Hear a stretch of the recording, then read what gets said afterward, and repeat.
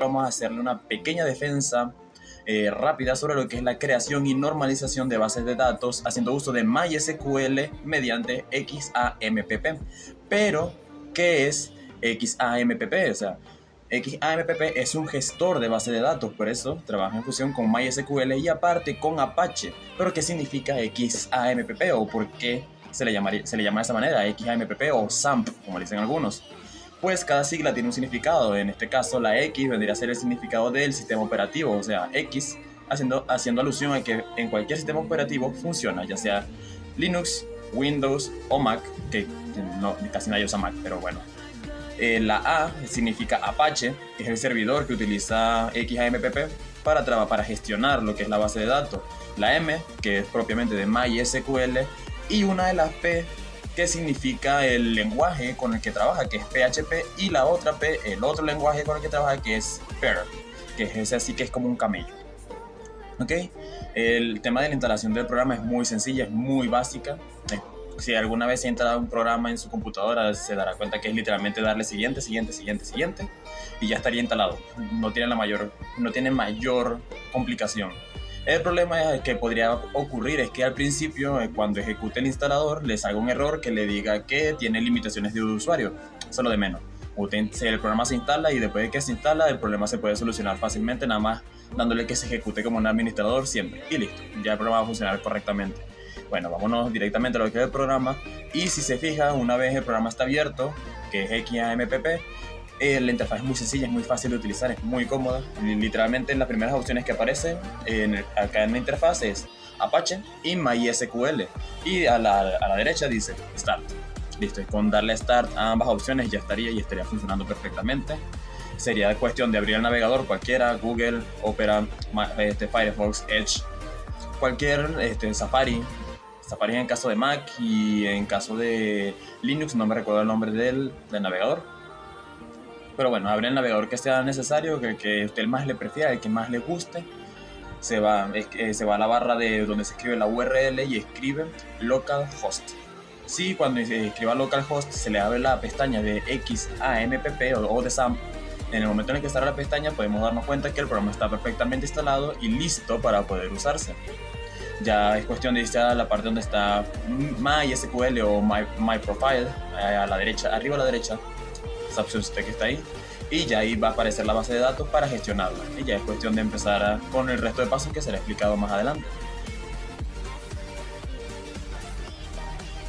Creando y configurando una base de datos en su forma básica sin normalizar.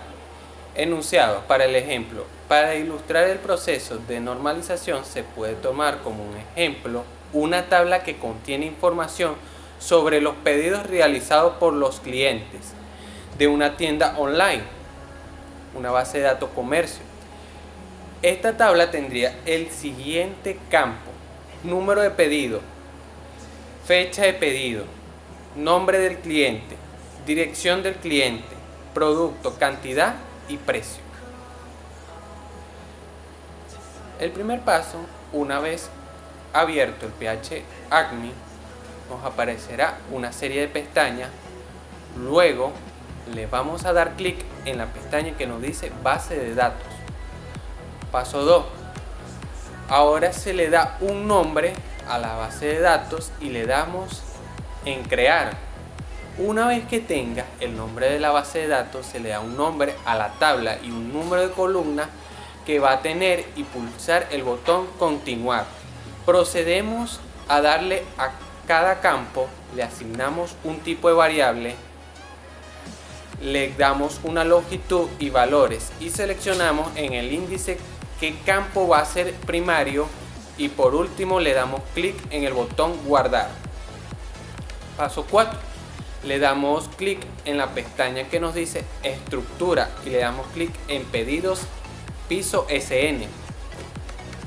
Paso 5. Después de seleccionar la tabla de pedidos piso SN, y podemos ver que no tenemos nada agregado.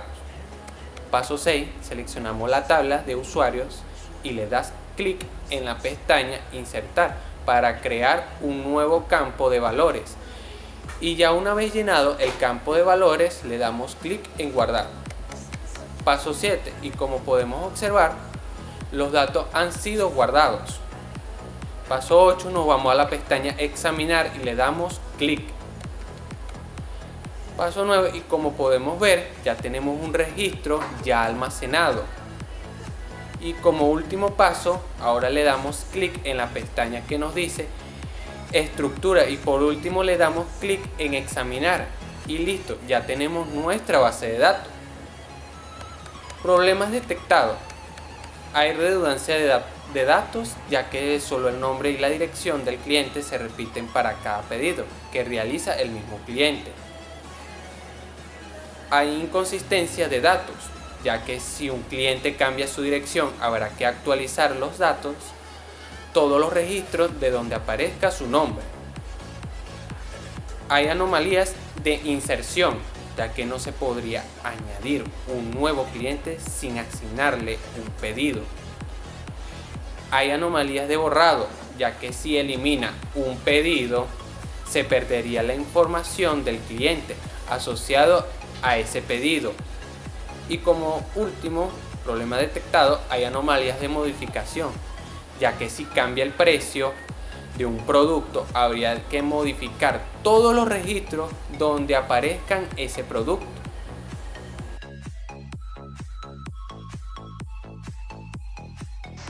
Ok, para solucionar los problemas anteriormente mencionados por mi compañero, debemos aplicar la normalización, en la cual en la tabla primaria, donde hay mucha redundancia de datos, se dividiría en 3 tablas.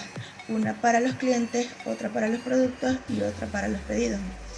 Cada una tendrá su clave primaria y se relacionará con las otras a través de claves foráneas. Conociendo cuáles son los problemas de nuestra tabla principal sin normalización, procederemos a aplicar la primera forma normal, en la cual tomamos en cuenta 3 aspectos importantes. La primera sería la eliminación de los grupos repetidos de las tablas individuales, la creación de una tabla independiente para cada conjunto de datos relacionados y la identificación de cada conjunto de datos relacionados con su clave principal. Para la eliminación de los grupos repetidos de las tablas individuales, debemos conocer que en la tabla principal se repiten varias veces el nombre de los clientes con diferentes pedidos, en lo cual al eliminar un pedido automáticamente se eliminarían todos los datos de este cliente. Para reducir este riesgo, aplicamos la primera forma normal, en donde la primera tabla que crearíamos sería la tabla de clientes, en donde encontraremos el nombre del cliente y su dirección. Al formalizar la primera tabla, esta nos generaría una clave primaria, la cual sería la identificación del cliente con el nombre de ID del cliente. Esto nos arrojaría una tabla con 3 columnas, en donde tendríamos el ID del cliente, su nombre y su dirección. Ahora bien, en el segundo aspecto tendremos la creación de una tabla independiente para cada conjunto de datos relacionados. Esta la podríamos aplicar en la tabla del producto, ya que con él se relacionan los aspectos de nombre del producto, el precio y la cantidad. Al aplicar la primera forma de normalización, esto nos arrojaría una tabla con la clave primaria, que sería el ID del producto, en la cual aparecería una tabla también con varias columnas, en donde nos daría identificación del cliente, el nombre del producto con su marca, el costo y la cantidad de cada pedido que estaría realizando nuestro cliente. Este aspecto también lo vemos reflejado en nuestra tabla de pedidos, en la cual la clave primaria que generaría sería el número de pedido, el cual estaría relacionado con el nombre del cliente o el ID del cliente. En esta tabla aparecería la fecha del pedido y la cantidad. También generaría una tabla con 3 columnas, en donde sería el número de pedido, la fecha del pedido y la cantidad de cada pedido. Todas estas 3 tablas, tanto la del cliente como la del producto y la del pedido, van a ir relacionadas con sus claves primarias.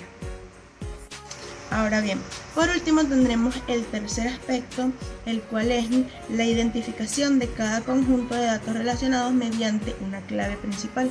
Como anteriormente se los mencioné, ya conocemos cuáles son las 3 claves principales de cada tabla. Por ejemplo, la clave principal de la tabla de clientes es el ID cliente, el cual solamente con colocar el número de identificación o el código del cliente, de una vez nos daría la consulta y nos indicaría el nombre y los datos del cliente. En nuestra tabla pedidos, la clave principal sería el número de pedido. Y en nuestra tabla del producto, la clave principal sería la identificación del producto. Solamente con colocar alguno de estos 3 códigos nos generaría nuestra consulta.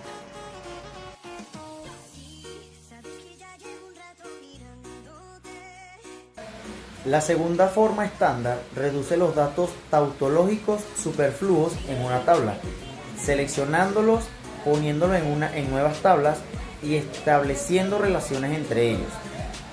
En la normalización de base de datos se trata de las relaciones entre las columnas de clave compuesta y las columnas que no son clave. Esto significa que las columnas sin clave tienen que depender de la clave compuesta completa. Aquí la clave primaria es compuesta para eliminar la posibilidad de la misma persona escribiendo más de una revisión del libro. El URL de quien revisa solo depende del ID del revisor, que es solo una parte de la clave compuesta completa.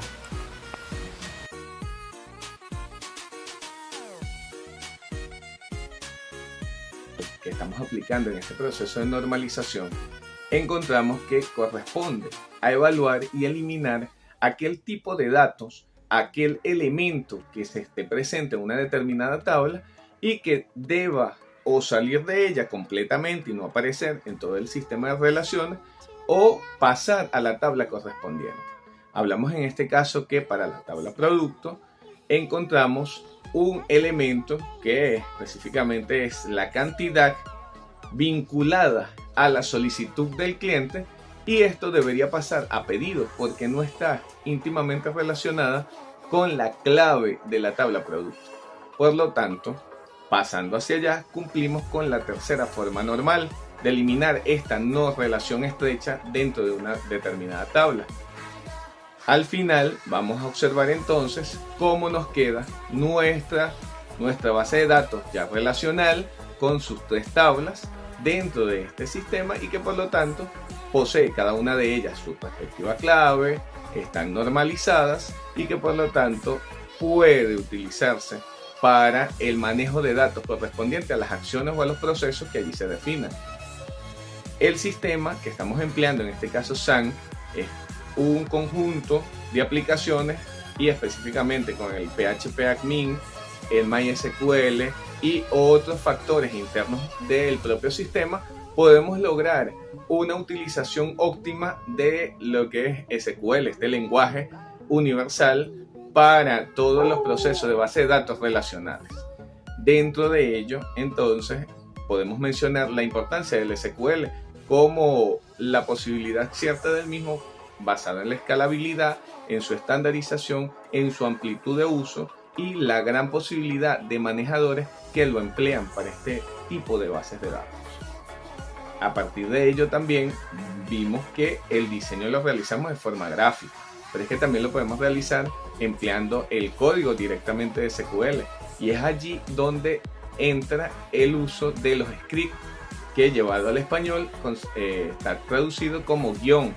Bueno, este script, este guión, permite que también diseñemos bases de datos, hagamos y la respectiva inserción de datos dentro de la misma, empleándolo. Al final de este video vamos a visualizar un código QR que hemos diseñado con el script de este ejemplo.